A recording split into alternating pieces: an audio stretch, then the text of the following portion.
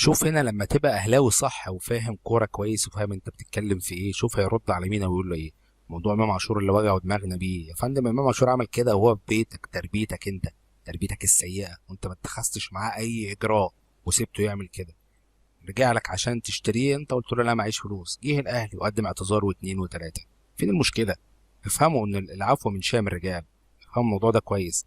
مش بتكرروا الكلام وخلاص، تكرروه من غير فهم ومن غير اي عقل، مجرد اولا تكرار. هو بيتكلم على لاعب عنده شتمني، يعني عنده ما شافش بجنيه تربيه هناك وبيشتمونا ليل ونهار والدنيا بايظه. قولي فين بدك يا عم؟ رب انت اللاعب عندك اتغرم دي واحد اتغرم وتوقف ارد عليه. ماشي. انت حتى قلت لي في اول الكلام، خلي بالك دي متسجله، انت قلت انه ما نعرفش اتغرم ولا لا. خلي بالك. لا بقول لك لا انا فاكر انه اتغرم. انت مليار المية اتغرم. لا اتغرم، انت عارف انه اتغرم. انا ما اعرفش. اتغرم والله العظيم. خلاص اتغرم، والله العظيم اتغرم. وزنك في فلوس والله يدفع العظيم لما يغرم لاعب شتم. والله العظيم ده عنده حق والله. الزمالك معاه فلوس يدفع مرتبات لما يغرم لاعب شتم؟ ده بالعكس، ده ممكن يكون ادوله مكافاه، يعني انتوا بتموتوا بالحاجات دي. كذب متواصل طبيعي من الزملكاويه. منين هو لاعب بياخد فلوس؟ اسمعني يا مين. طب انا بقول لك اتغرم. طب اتغرم خلاص. محمود علاء عمل حركه بايد الجمهور الزمالك قدام عينينا. كهربا يعني احنا شايفينه كلنا، انبصق على مشجع واحد زملكاوي. طبعا حقه لو واحد يتشتم بالام، بس المدرج كله بيشتم بالله. يعني مين اللي بيتشتم؟ ده تريزيجيه وزيزو وكله عمال يشتم بالام. مش هطلع واعمل جمهور اديله واحده كده؟ ده مش طبيعي. فمحمود علاء عملها. كهربا عمل مشكله مع جمهور الزمالك، ما ينفعش. محمود علاء عمل حركه بايديه ما تنفعش. فعلا ده اكبر مثال. محمود علاء عمل لكم حركه في المدرجات كلكم وما زلتوا بتقولوا عليه مش عارف ايه، وكمل في الملعب عادي جدا.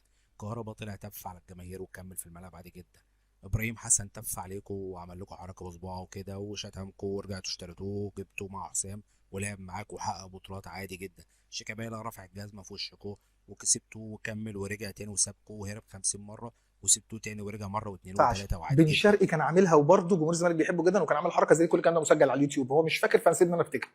في لعيبه زمان اما مثلا تفضل تطلع وتعمل مع المدربين المشاكل. كهربا نفسه ليه مشهد لما كان عمال يتنطط على الدكه وحازم امام الصغير كان عمال يداري عليه. فاذا كل الحاجات دي برضه تندرج تحت بند اني انا ما عنديش لا سيطره، ولا انا عمري في حياتي، ودي اخر حاجه، عمري ما شفت الزمالك بيعاقب عقوبه ادبيه.